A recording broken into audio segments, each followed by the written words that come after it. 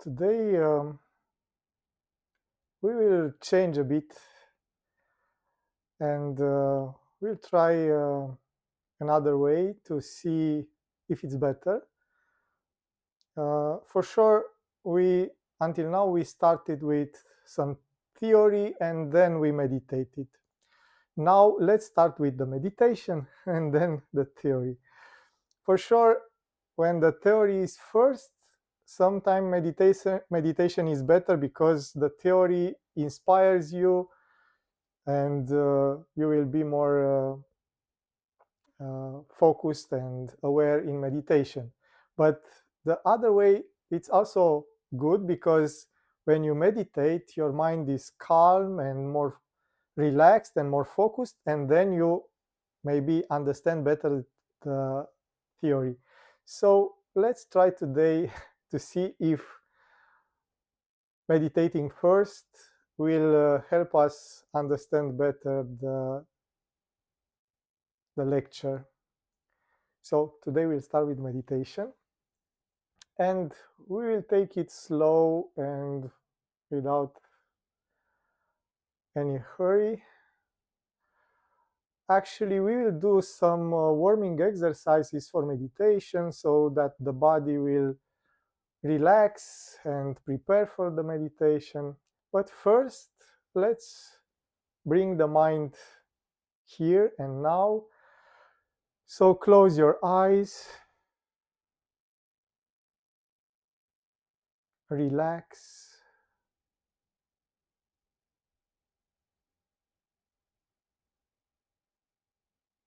bring your awareness inside at what you feel of how you are.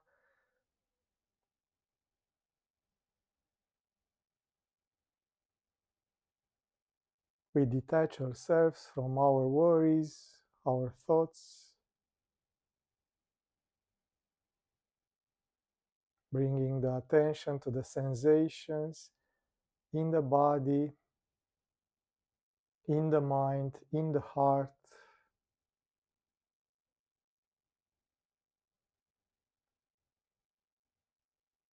We'll bring our hands together in Anjali Mudra.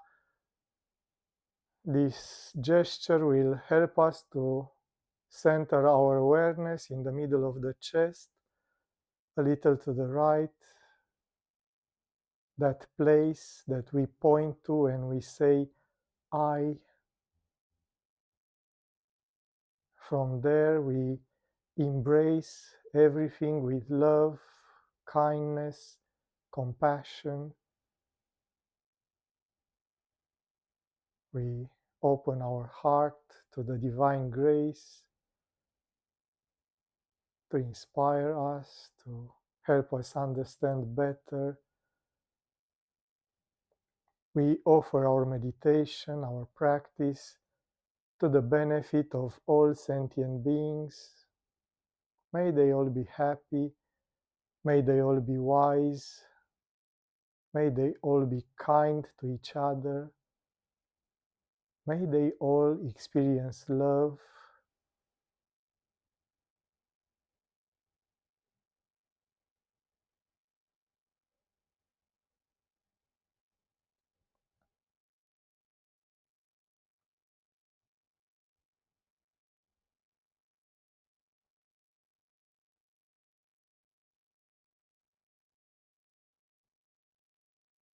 We let our palms down and we will do a few warming exercises like we do in yoga class, but now is just for meditation. So you sit down and we start with the rotation of the head, letting the chin down to the chest. We rotate the head to the right slowly with awareness, trying to relax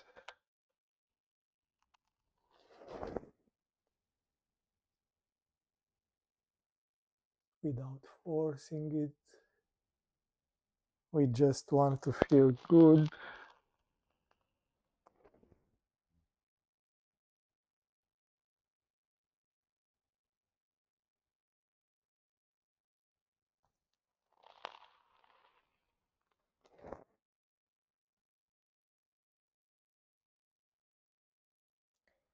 And now we change the direction, rotating the head to the left, again slowly with awareness.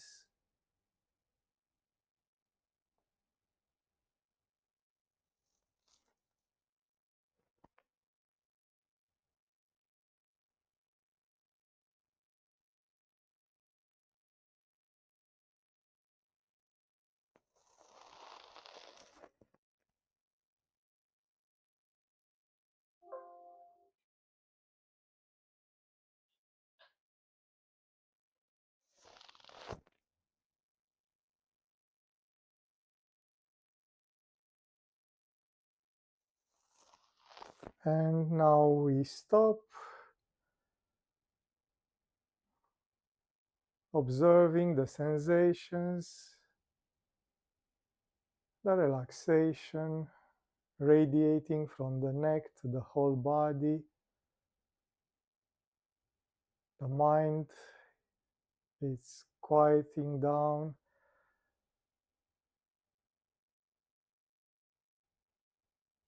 and we continue with the movement of the shoulders, rotating the shoulders first up, then to the back, opening the chest, then down to the front. Again, it's like we stayed a lot at the computer and now we just want to relax.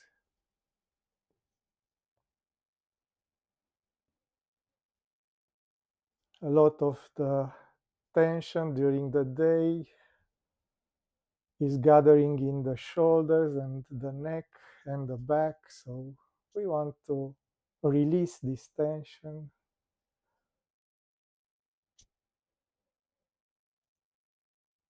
In this way, it's easier to stay in meditation for a long period of time. And now relax, observing the sensations in the body.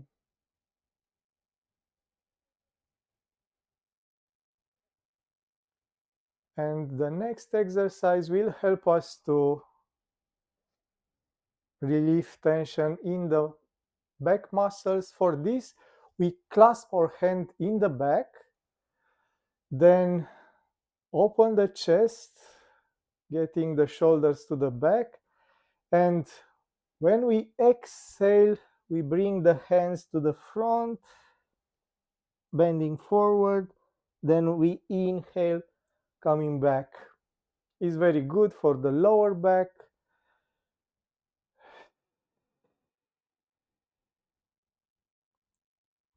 You can exhale through the mouth, inhale to the nose.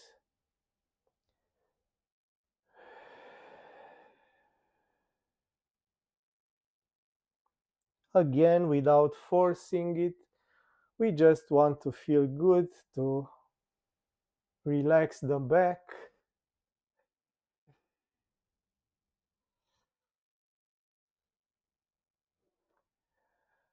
And slowly we relax now, observing the sensations in the body, the calmness of the mind.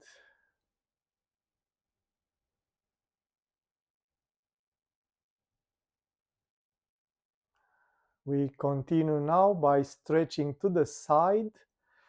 For this, when we inhale, we raise the hand. When we exhale, we stretch to the side. Then inhale, raise the other hand. Exhale, stretch to the other side. Again, without forcing it. It's like in the morning when we just woke up and we want to stretch, that intensity and pleasure in the same time.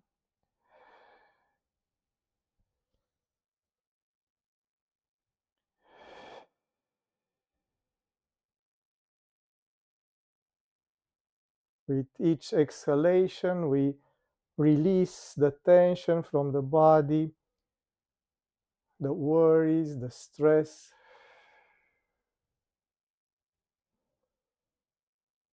And slowly we get back, relaxing.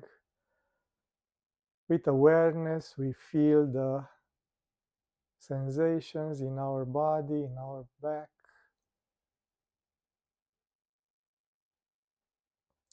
The next stretch is like this. We clasp our hands again, and then with the palms up, we just stretch up. We can push the shoulders up. In this way, we stretch the back, and with the back, we stretch the spine like a cat, just feeling good, and then we come back. Now the back is more relaxed and straight.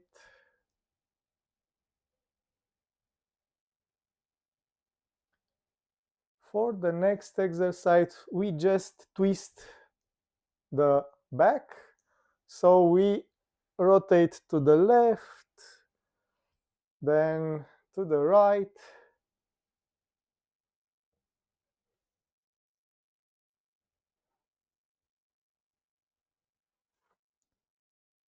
Again, without forcing it, just to relax.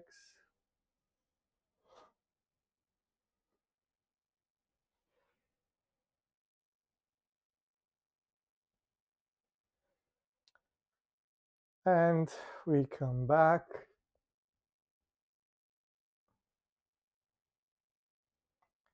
And the last exercise, warming exercise, if you stay on a chair, spread the knees a little bit.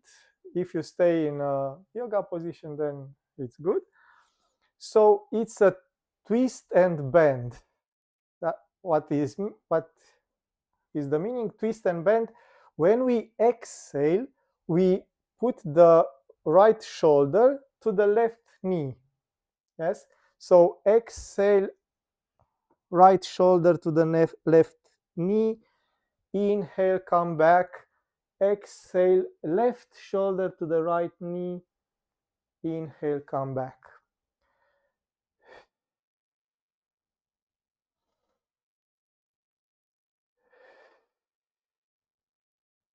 This exercise release the tension in the lower back, in the hips.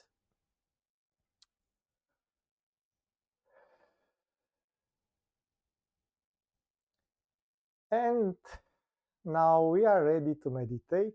So get in a comfortable position with the back straight.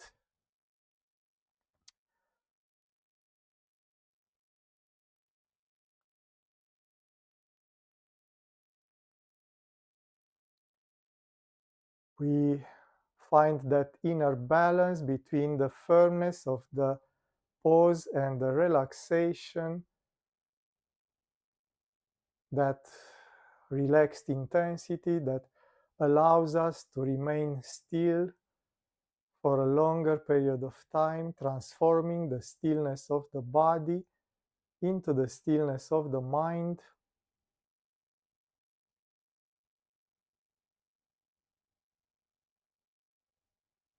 Shoulders a little to the back, opening the chest in an open attitude. It's like we embrace the world with love and kindness.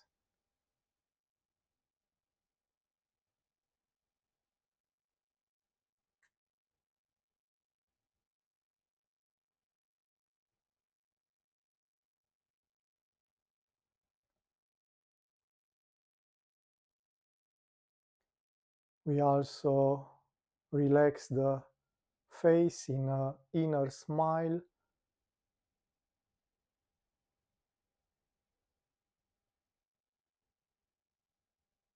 We try to maintain this inner smile during the meditation, but if we forget and frown a bit, just remember and smile again. Smiling brings calmness, serenity, joy. Also relax the eyes, keeping the inner vision through the heart.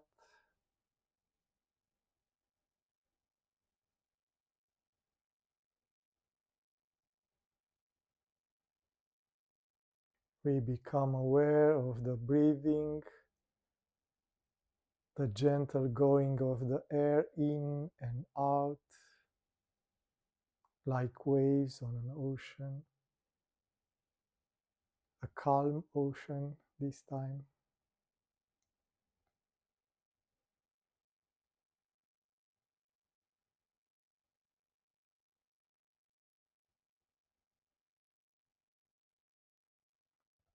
We use the breathing to calm the mind, to bring it here and now. So every time you become aware that your mind is elsewhere, just bring it back to the breathing. We can use the sensations of the air touching the nostrils, of the chest expanding and contracting in the rhythm of the breathing, in the rhythm of the life itself.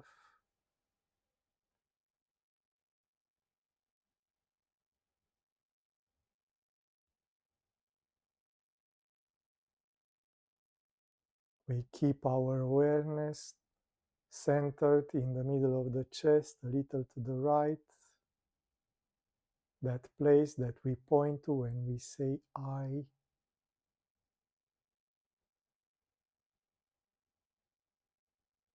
From there, we observe everything. We are aware of breathing, of the body, of the mind.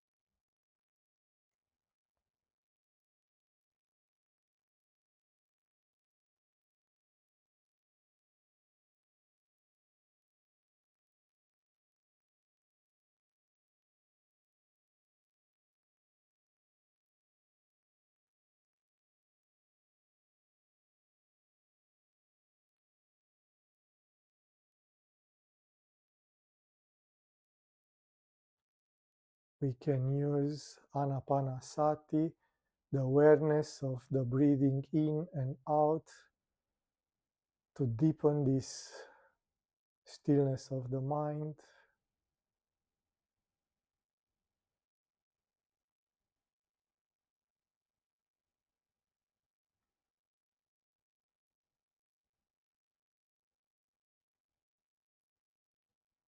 Awareness of the breathing is quite simple.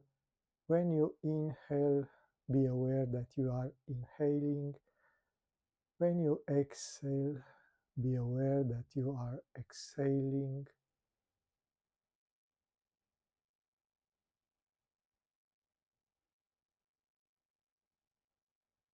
Without thoughts, just feeling the breathing in and out.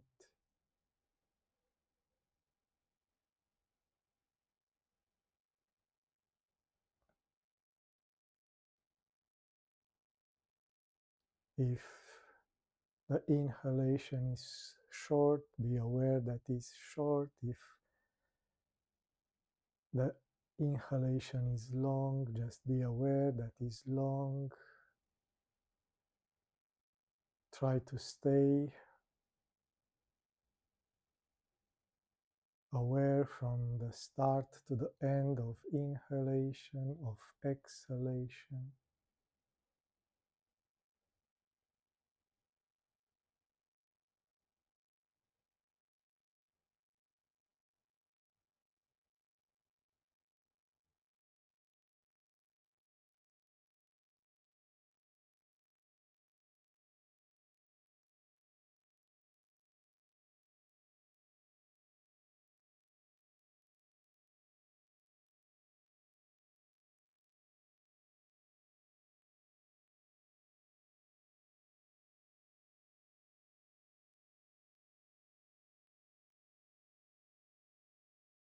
You start to feel that you breathe with the whole body.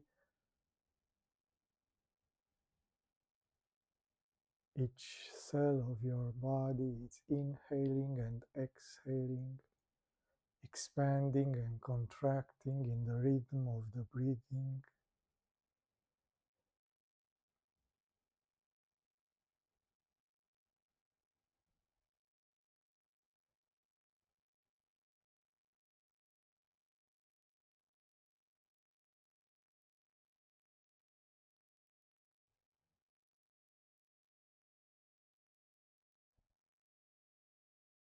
Feeling that you breathe with the whole body will relax your tensions, those kaya samskaras, those impregnations in the body of the thoughts.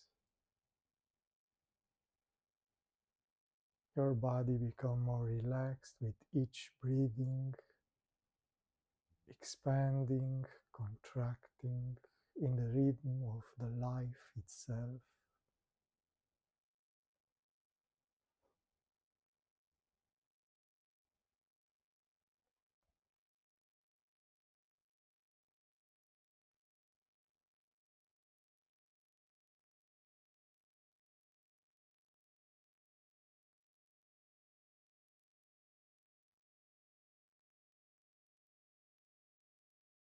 By deepening this relaxation with the breathing, waves of joy can appear, coming and going.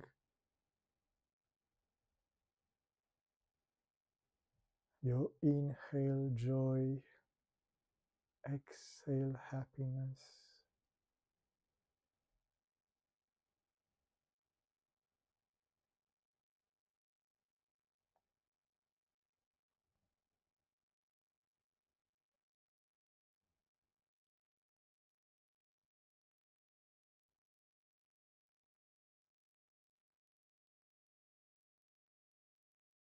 You start to feel that happiness of being alive, just breathing and being with yourself and meditating together. Such a joy.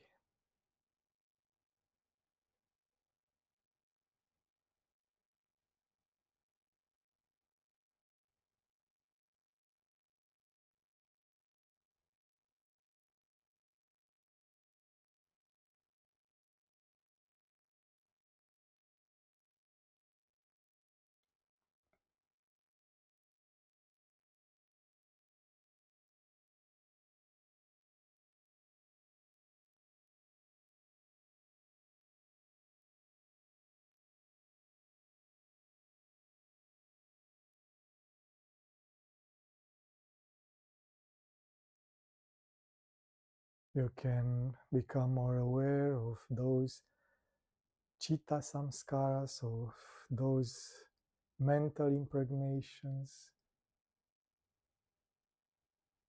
all the good meditations of the past,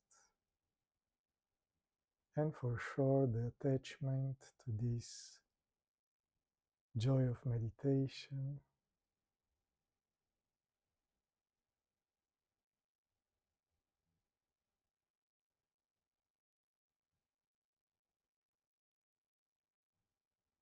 And we detach ourselves, centering again into the heart. We are aware of that inner quiet space called Hritakasha, the space of the heart. We start our introspection, our self inquiry, asking ourselves, who am I?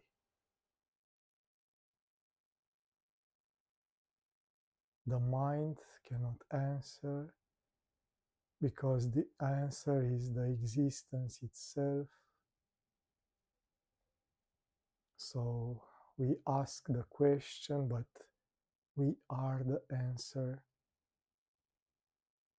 Who am I?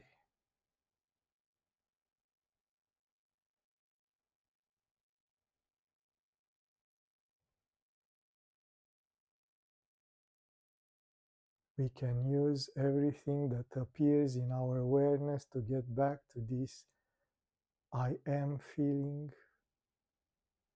When thoughts appear, we just ask ourselves, who is the one thinking? Me. Who am I?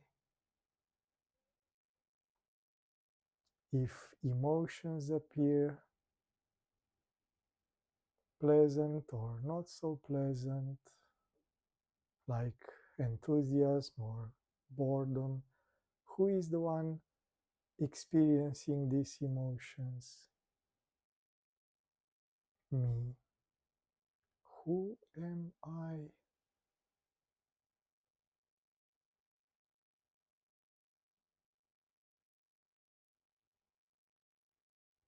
And if sensations in the body arise, pleasant or not so pleasant, who is the one feeling these sensations? Me. Who am I? Gradually, this I am feeling becomes a tremor of the heart, a vibrating light so intense that we can surrender,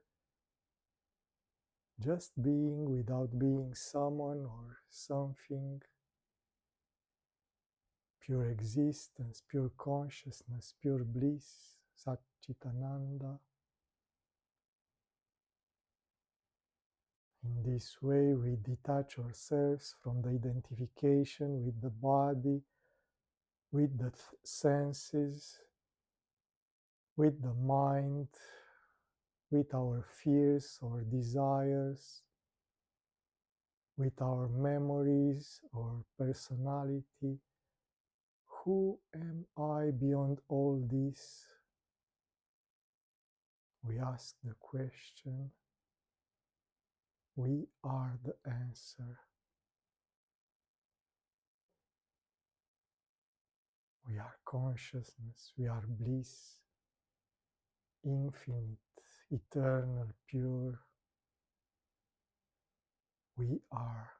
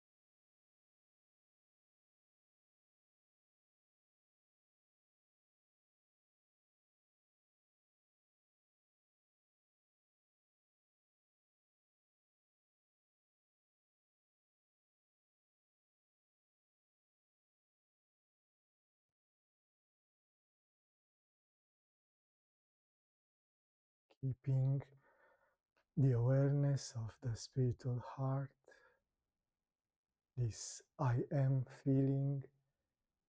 We slowly get back to this outer world, gently opening the eyes and ending the meditation.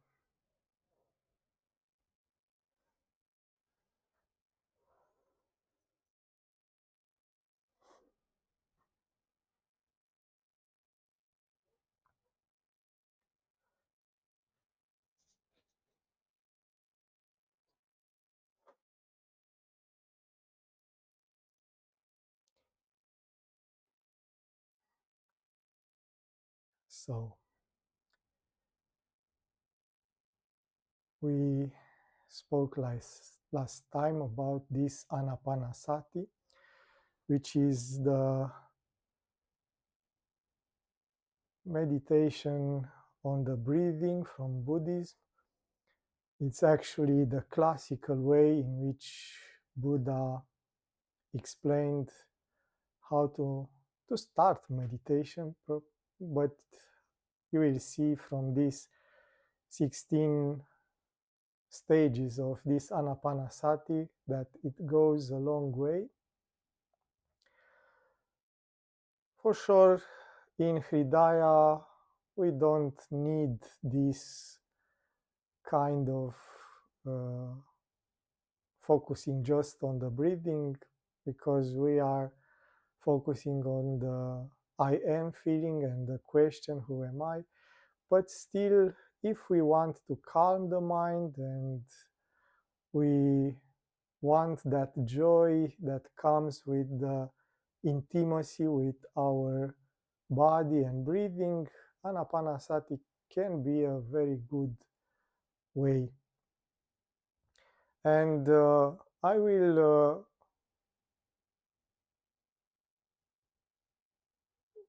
explain again the first two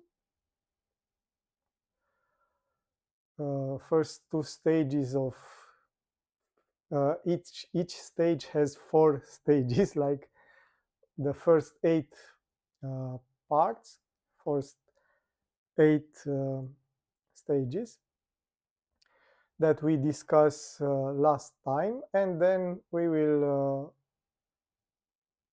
explain briefly. We will not enter into too much details about this, but just to know that you can experience this kind of things.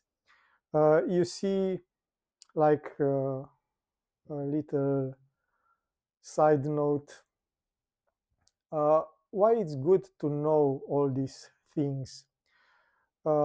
Let's take the example of traveling to a new city where you haven't went until then. For sure, if you have the time, you will discover all the things that you can see in that city, all the landmarks or the museums or all the things, yes. But it's much easier if you know where to look, if you have like a map or a guide, yes. So all these explanations that Buddha gave to his disciples are like this kind of guide, where to look.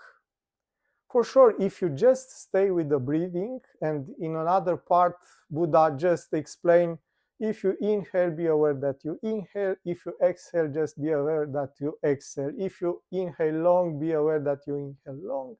If you exhale long, be aware. It's like that simple. He doesn't explain all these 16 stages, but for sure it's easier if you know where to look, if you know what to be where to be more aware of, yes. So the first uh, 4 stages are about contemplating the body using the breathing. So here are, in the first stage, observing the inhalation and exhalation as sensations. Then the second is the awareness of the length of the breathing. So trying to stay with the breathing from the start to the end. And if it's short, it's short. If it's long, it's long. But just be aware of the breathing from the start to the end. Then the third is the moment in which you experience the breathing with the whole body. Actually, when we did the meditation today, I tried to help you to remember these stages and see if they click with you. So for me, for example, this part with the breathing with the whole body is very enjoyable. It's like calming and brings pleasure to me. And then the fourth is that calming of the bodily impregnation, those marks that events let in our body.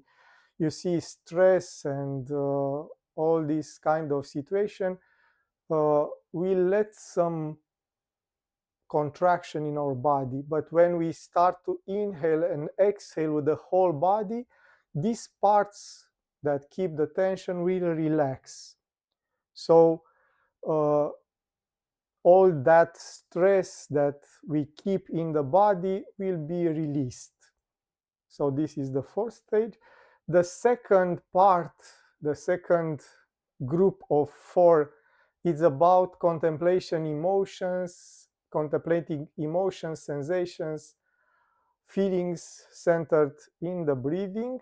So because of this relaxation that appears in the body, every time tension is released, we will feel like a wave of joy. It's like suddenly we feel more relaxed because it's not, you see, it's not just a physical relaxation, because when we release that tension from the body, then our mind and emotional body feel more relaxed. Like uh, remember that we said that is like you uh, release something heavy, you carry with you something heavy and you put it down and you feel light for this reason. Yes. But this joy uh, it's coming in waves, so it's not stable. Come and go.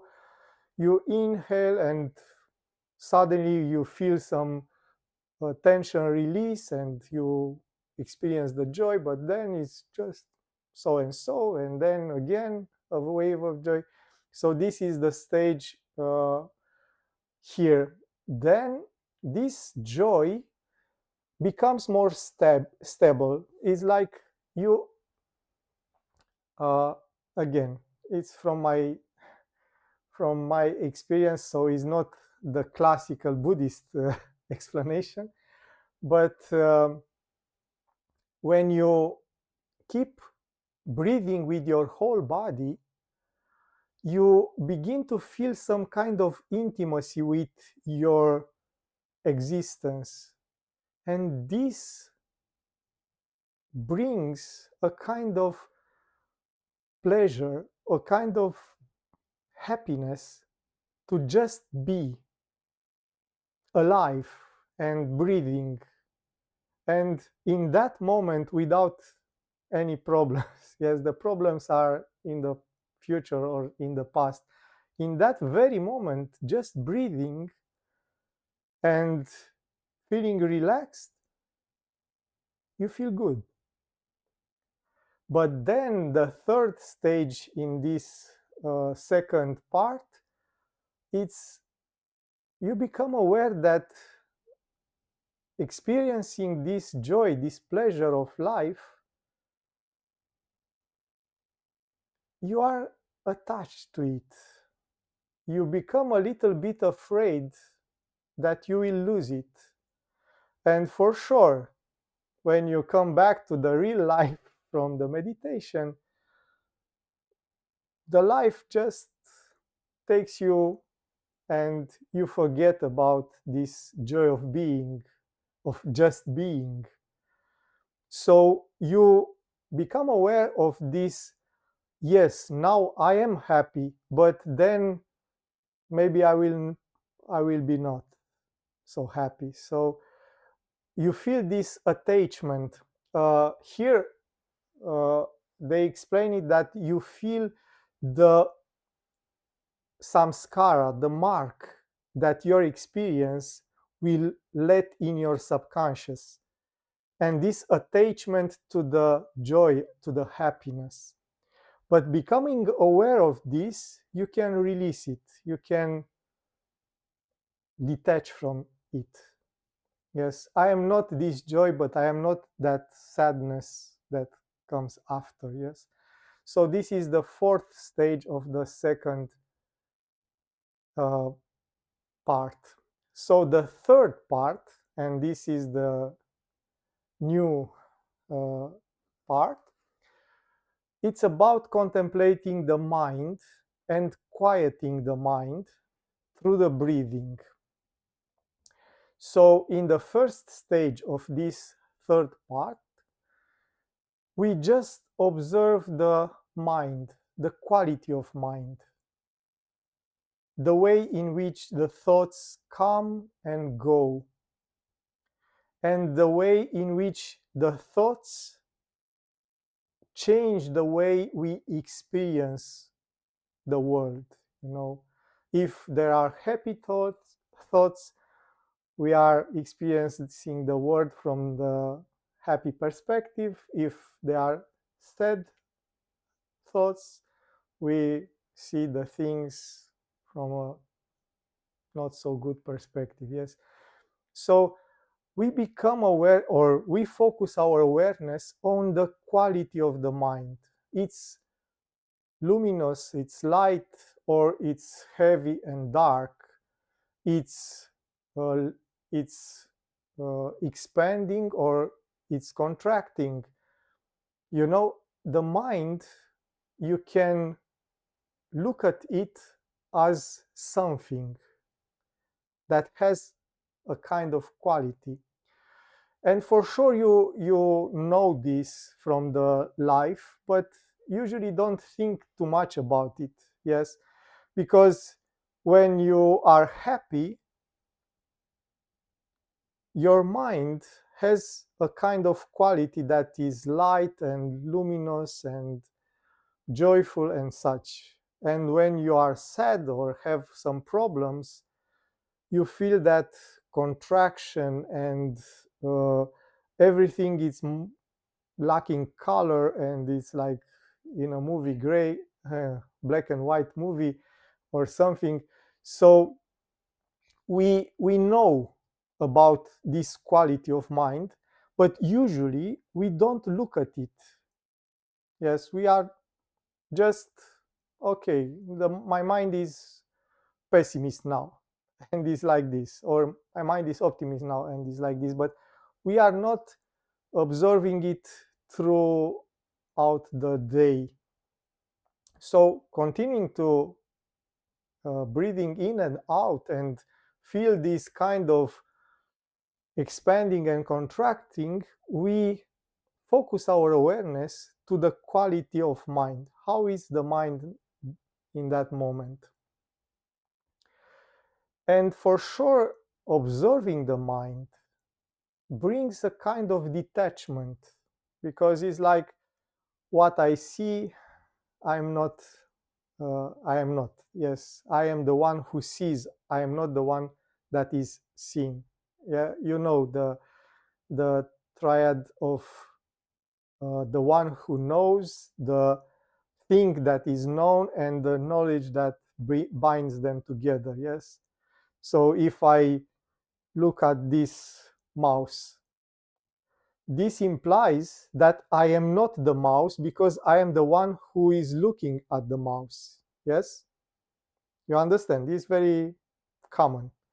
But imagine that you observe the mind,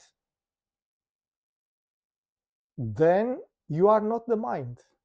You are the one who is observing the mind. And this brings a kind of detachment. Yes, you separate yourselves from the thoughts, from the worries, from the and for sure this brings a kind of quietness and stillness to the mind because you don't follow the stories of the mind anymore.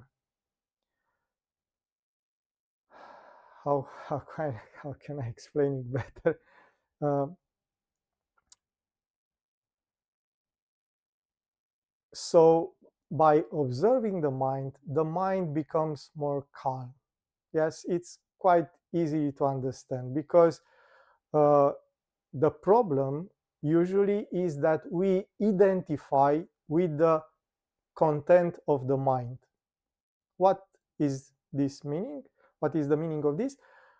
Uh, if I am thinking about, I don't know, tomorrow I will go on a walk in the forest. Yes, and I am thinking about this because I am identifying with the stories, the story that I will go in the forest. I for sure experience some joy, the joy that I will go to the forest, because for the mind it's not about uh, the mind experience things in the present. So just thinking that I will go to the forest for the mind is like I am in the forest. So I experience joy. But if I think, oh, when I want to go to the forest, I will meet with the neighbor. That neighbor has some things that is not happy about, and I will have an argument with him. Then my happiness becomes stress. Yes, I am not so happy because I am thinking about my neighbor who will stress me with some questions. So, why is this? Because I identify with the story, with the situation. When the story is happy, I am feeling happy. If the story is stressful, I feeling stressed. Yes. So this is the meaning of identifying with the stories of the mind. And for sure, all the time we have some kind of story in the mind. A good story or bad story doesn't matter. I am identified with that story and I experience the happiness or the sadness uh, in relation with that story. But when I start to look at this and see, okay, this is the story and it makes me feel like this, but I am not the story, I am not the experience of the mind, then appears this kind of detachment. And actually, when this detachment appears, the mind quiets down because you see, the mind will follow our attention, our awareness. And if our attention and awareness it's oriented to who is the one that has the experience, so the self, the Atman, that is joy, that is happiness. So the mind will become happy, identifying uh, with this nature of existence of the self. So the second stage is this satisfaction of the mind.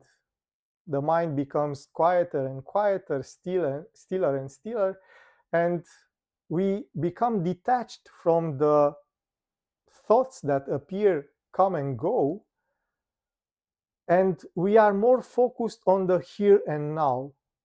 not on the stories about future and past. So for this reason, the mind will become more happy. Happy maybe is not the word, will become more content. Okay, now it's good enough. Now I'm good. I don't have desires, I don't have fears. I'm just good. Yeah. So the third stage, it's called in Buddhism it's called samadhi, but it's not the samadhi from the Yoga Sutras. Here samadhi means the mind is focused. Yes. So quieting the mind and stilling the mind will be stabilized, will become more stable, more more present, and because of this experience of happiness, the mind will tend to stay there. And for sure, to explain it maybe better, imagine that you are very interested in something. I don't know. You read a book, and the book that you read is very interesting for you. What is happening then? Your mind is very focused. You are not distracted by anything. Yes. So if the mind becomes interested enough in something, the mind uh, will not go away, will stay focused. Yeah, it's quite easy to understand here. Yeah, if the mind is interested enough, she will not stray. She will not go elsewhere. Will stay focused.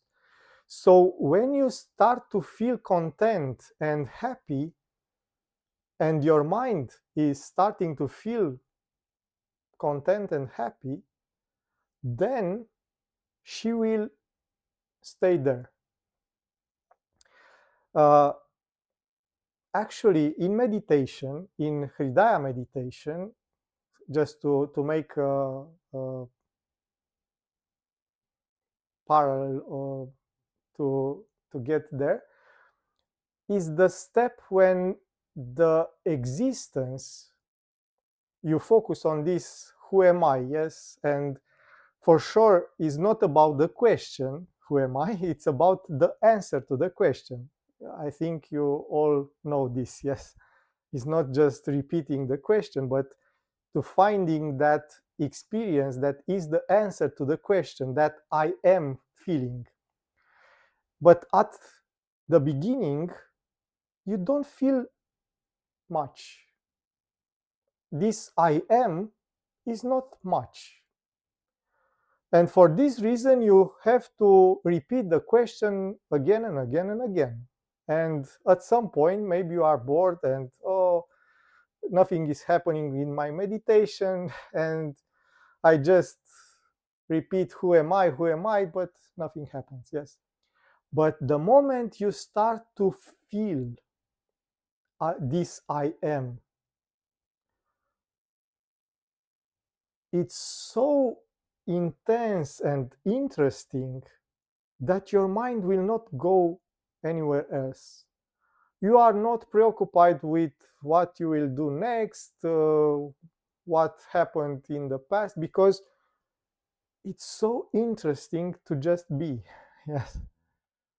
But until this just be becoming interesting, the mind struggles to focus. I ask the question, but I try to feel something, but then my mind slips to something else, and then I remember, just a moment, I am meditating now, and get back, but again the mind slips away. This is the concentration part of the meditation. But the moment this I am feeling becomes more intense, the mind cannot go away. Like Sahaja says, is like falling in love. Yeah. When you fall in love with someone, you cannot think about anything else but the one you are in love with. Yes, it's like this. And with the meditation, it's a bit like falling in love with yourself.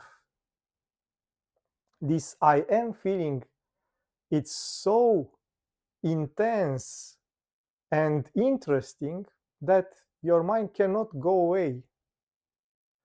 And even when the meditation stops, your mind cannot go away.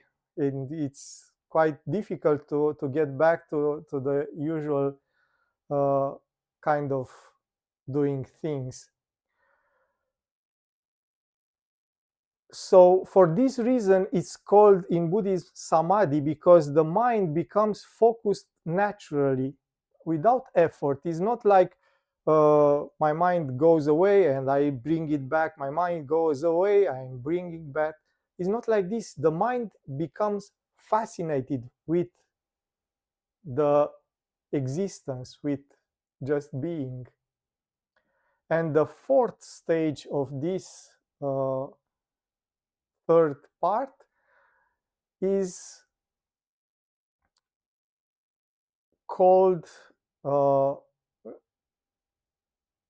renouncing the mind, liberating the mind, or liberating from the mind becomes, because the mind becoming like this, yeah, she is not an obstacle anymore. You know, until now is like the mind stays between us and our true nature. Yes, it's like uh, hiding our true nature. But now the mind is the one that reveals our true nature. So we go, is like the mind is not an obstacle anymore. It's just our way of discovering who we are. It's an instrument of meditation and contemplation. So, because the mind will not get us away from our I am feeling, but keeps us there, because she is so fascinated with this existence. And the last part, the fourth part of four stages, it's about contemplating the world from this point of view of a calm mind, of a revealing mind. So for sure, here are about some Buddhist ideas. So the first stage in this fourth part is contemplating impermanence. So all the things are coming and going. Nothing is forever. Yes. So you start to understand this, but not from the intellectual point of view, because for sure, intellectually, we understand. I cannot have this body forever. This body has an expiration date. For sure, it will grow older and older, and at some point will cease to function and will dissolve back into the nature. But you see, usually I am living like this body is forever, and I will live in this body forever, which is not true, for sure. There is nobody that has a body forever. The body comes and goes and changes with the times and such. But the mind, the usual mind, experience the things like they are forever. Yes. And for sure, all the things around us are like this. The house is not forever, the car is not forever, the, I don't know, the laptop is not forever. Sometimes a lot of not sometimes, all the times, the things are transforming and are having a moment of starting to exist for a while, and then dissolve back into the nature from where they come. And this is the reality of this world that we live in. But again, because, and this is not the Buddhist explanation, this is the Vedantic explanation. Because we have this immortal soul, this Atman, this Atman is forever. Yes, this is not changing and it's forever. And because we have the intuition that we are Atman, we are this immortal soul, we experience the world from the point of view of this immortality of the soul. And we think, because of this, that everything is like this. But the reality, again, is that this world is, is a cycle. Born, live, die. Born, live, die. It's a cycle that repeats itself forever and ever. And we are surrounded by this kind of cycles. You experience it every day. Wake up, experience the day, go to sleep, no experience, wake up, experience the day, go to sleep. The sun rises, exists for a while, then go to sleep. For sure, the earth is rotating, but again, the rotation of the earth is a cycle in itself. Yes, everything is a cycle. So this stage, when we detach from the mind and the experience of the mind, we start to understand that, okay, everything is just for a while, is not forever. And this creates a kind of detachment,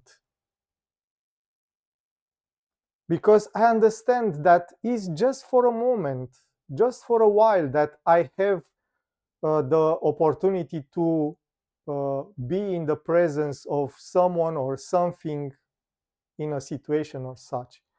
So the second stage is this contemplation of the detachment, the lack uh, of the desires, uh, of this kind of desires for the things to stay the same forever.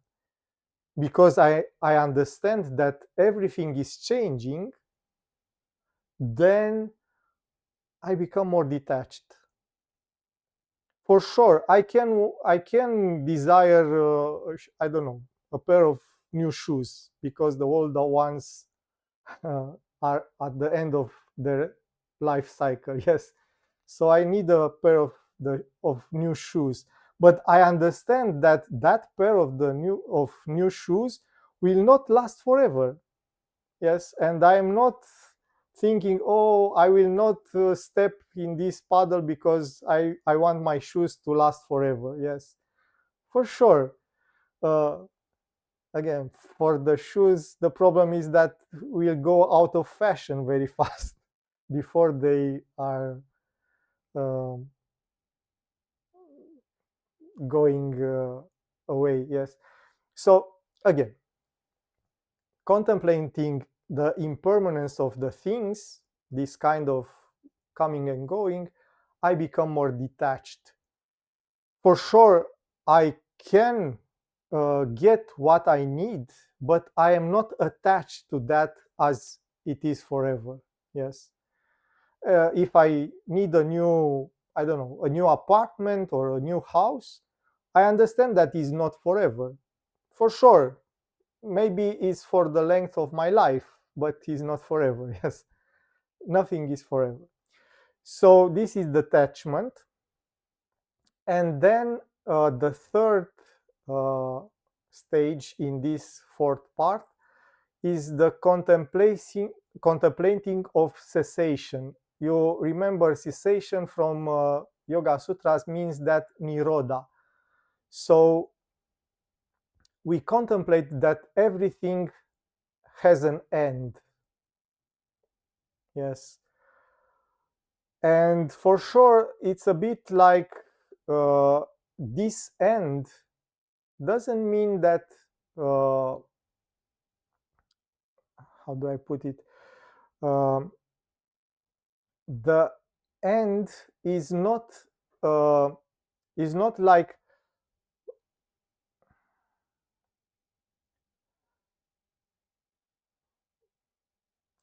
it's like the end of all things is the unity, the non-differentiation. Yes, because when something goes back from the place that it comes, is not disappearing.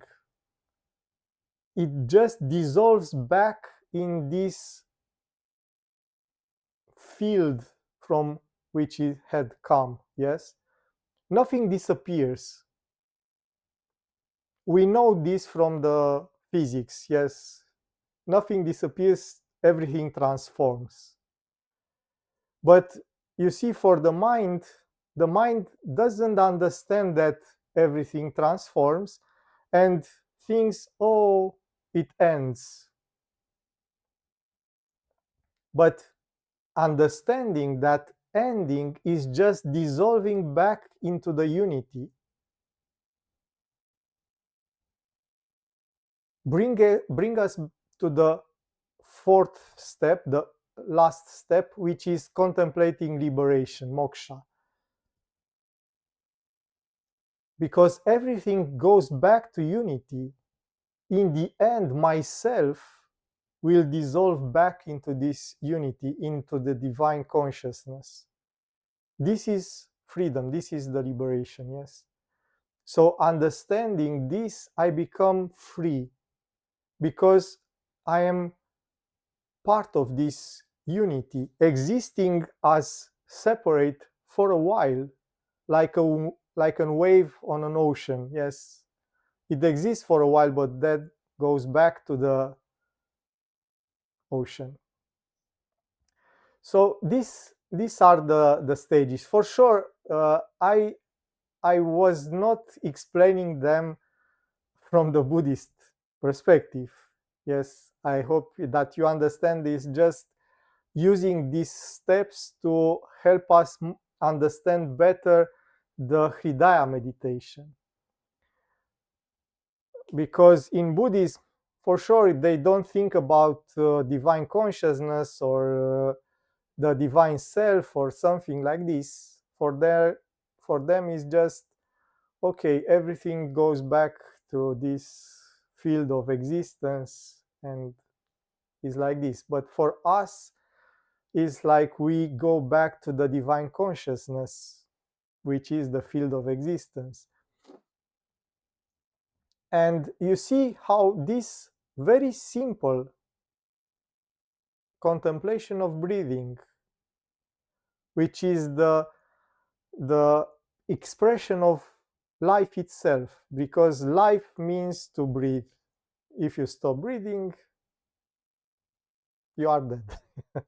Your body ceased to exist. Not cease to exist, but goes back to the place that it comes from. Yes, to the nature. But for sure, our bodily existence, it's about this breathing in and out. So this intimacy with the life itself, because the breathing, this cycle of breathing, is a cycle, yes, it's the life, the expression of life itself.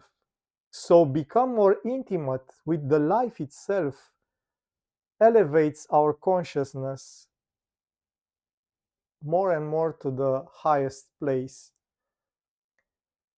It's a process for sure, a process of transformation, because we transform, the mind quiets down, become more still, we detach from the thoughts, we detach from the sensations and from those samskaras, those impregnations. So it's a process. It's not about just oh, I breathing in and breathing out and I am become a liberated person.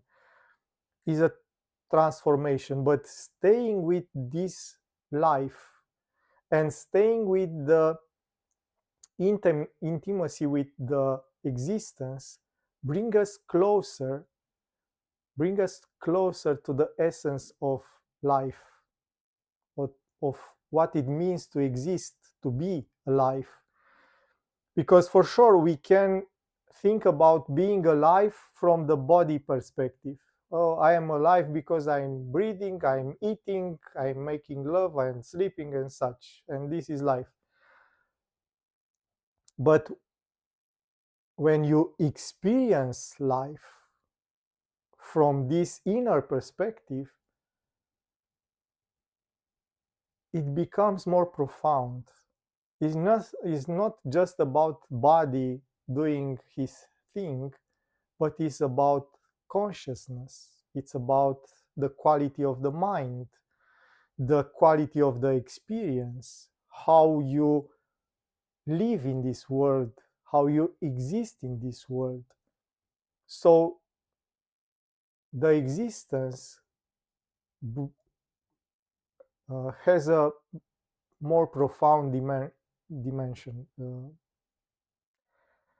So this is about anapanasati. I will try to. I have a like uh, a like a short uh, writing, but it's in Romanian. I will translate it to English, and maybe some of you can translate to Portuguese. So you will have these like very simple steps to try from time to time to follow. Again, not because uh, these 16 steps is not about doing them in order of from 1 to 16, but is a transformation that brings you from the 1 to 16. So in Buddhism can take 20 or 30 years. So it's not about from uh, today until tomorrow you come to there, but you will see that just maybe the first 4 stages, maybe the first 8 stages are quite easily accessible for someone that has experience with meditation. And it will bring you quite easily to a point where you can trans- transition to the Hridaya meditation more easily and have a more profound uh, self inquiry because of this intimacy with your existence. You go from the outside of the breathing to the inside of the one who experienced the breathing. Yes. So I will try to get you this in English, and maybe some of you can translate it to Portuguese and have this as a map to this uh, inner reality, to know where to look for experiences. If you have some questions, and just to remember, if you have questions, just open your mic and ask them uh, anytime you feel the need. So don't wait until the end. If some question arise during the lecture, open the mic and ask. So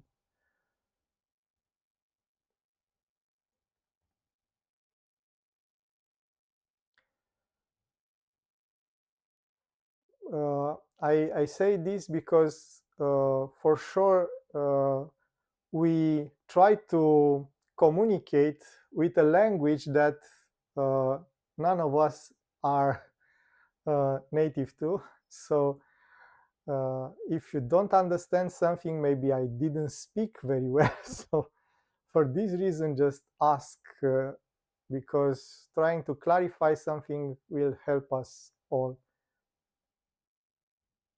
Sebastian. Yes. Uh, I think I understand. Yes, and I feel so much gratitude for your teachings and yes, um, what I feel is that I need to hear again the lesson, but I think it's very clear. Yes, but to memorize and have more profound understanding, I think it's better for me to listen again, but it's very good, and this is so precious. And thank you so much. I'm also very happy to see all the colleagues here. All not, but many. And thank you very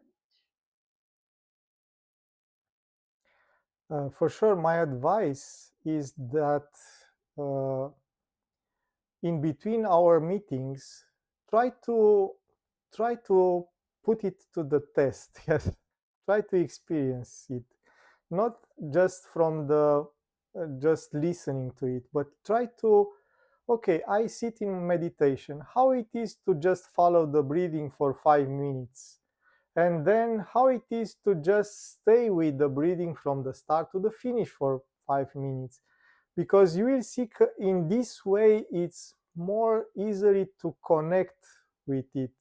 Otherwise, for sure, the information can be interesting or awakening you some interest, but if you try it and taste it, it will be more useful.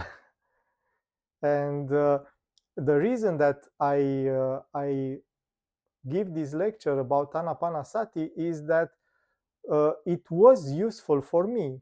I don't speak about it just because it's intellectual is very interesting, but in during the meditation practice, uh, in the early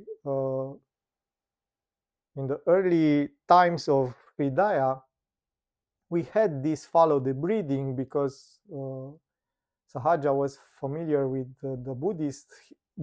He was in a Vipassana retreat, so we had this. But for sure, after practicing it, uh, then when I read it, because at first I didn't have the text, the Buddhist text. I was familiar with the term, the words anapanasati. I was knowing that it's about awareness of the breathing, but until a few years ago, I wasn't aware of these 16 steps and the discourse of Buddha about this. And when I read it, I recognize a lot of experiences from the meditation because, for sure, at some points you try to ask yourselves, who am I? But the mind is very agitated and you try to calm it. And to calm it, you try to stay with the breathing. And you can do that catching of the agitated mind by counting the breathing from 1 to 7, and you know the technique. So staying with the breathing, at some point you get to that intimacy that Buddha speaks about, that feeling that you breathe with the whole body and you breathe to the heart and from the heart. And you see, it's these experiences that makes this teaching very uh, alive and valuable. Yes, so try to look uh, during the meditation, and don't remain just in the theory about it. Yes, because you will see then, even if you don't understand very good the my English and my explanation, the experience will help you to understand.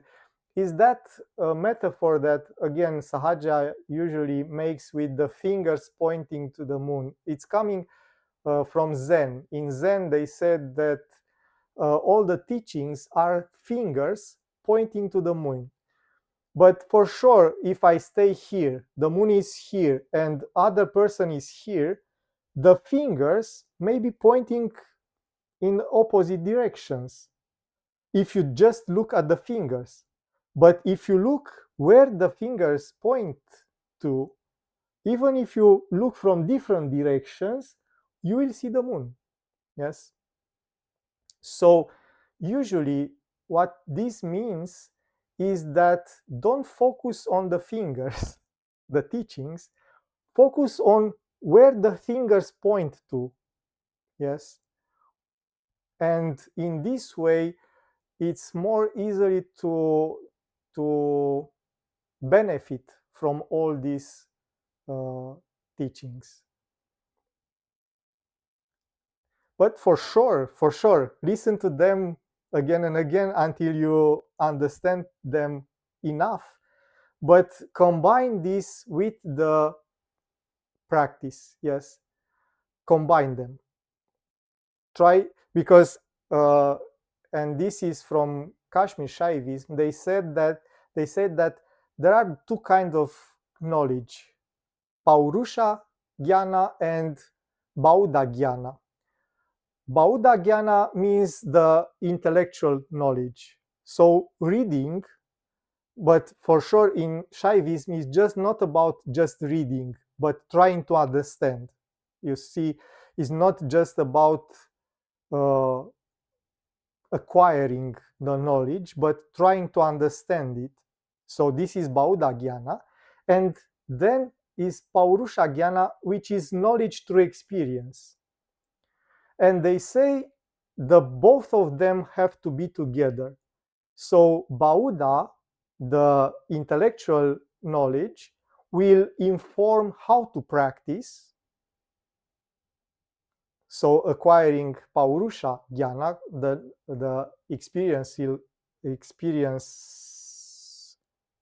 yes, but then the experience will help you to understand better from the intellectual point of view. And for this reason, I try to inspire you to combine the both of them. So don't remain just in one, because for sure some people are saying, oh, I don't need to read or to make the effort to understand because I just practice. But it's not enough. Other people said, well, I am an intellectual, I just read and meditate on the things that I read.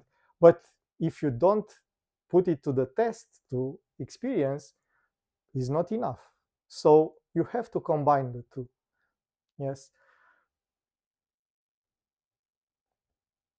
And I understand that you do it, Sophia. I don't criticize you, just to remind. We have both, because after this lesson I can have again your guidance meditation. Yes, yes, yes. It's very, very good. Yes.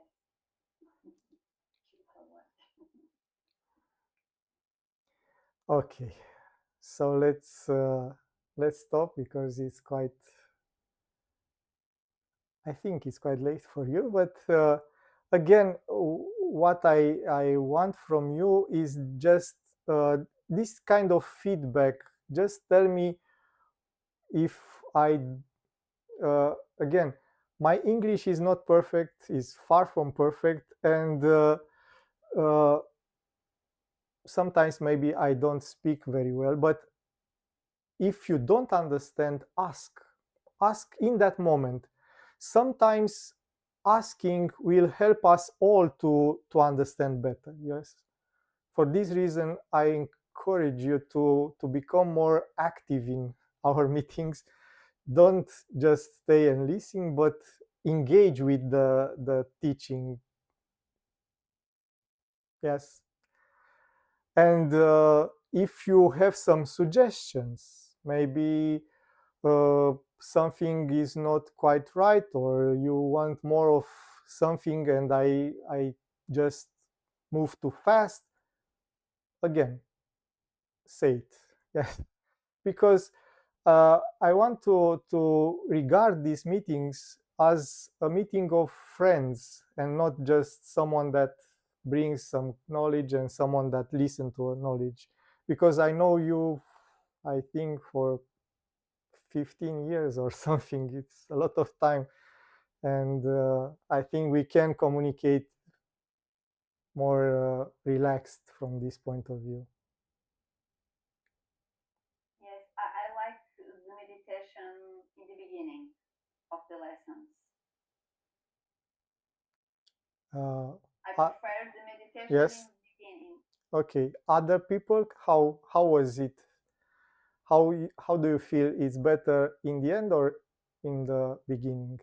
I also preferred at the beginning. Today, I don't know if it is always like this. So we could perhaps Yeah. go Okay. We from will time to time. switch from time to time. Switch just to make it fresh. When we become too used to meditation in the beginning, we switch to meditation in the Yeah, end. maybe. Yes. Mm. But your English is not perfect, but it's better that it is not perfect because we understand very well.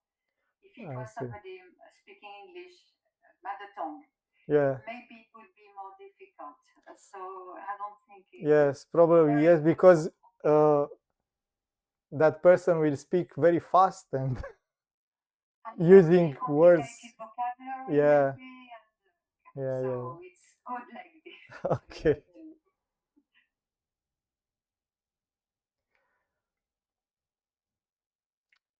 Then have a nice weekend and nice evening, and see you next time. Thank you Thank all. you.